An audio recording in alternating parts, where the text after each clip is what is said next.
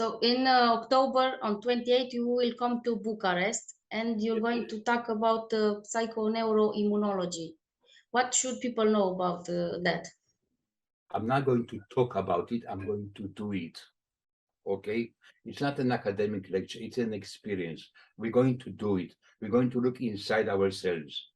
So Psiho-Neuro-Imunologia, it's a relatively new science, okay, that exists thousands of years ago, but we give it a new name, which means psycho, how the mind is affecting our neurological system and our immune system.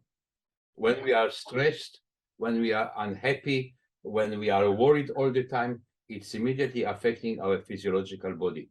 It's immediately transfer itself into an emotional or even physical imbalance in the body.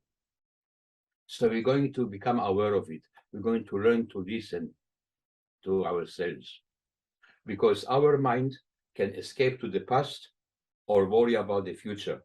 The only thing that exists in the here and now is our physical body. The body talks to us all the time. We need to learn to listen to it.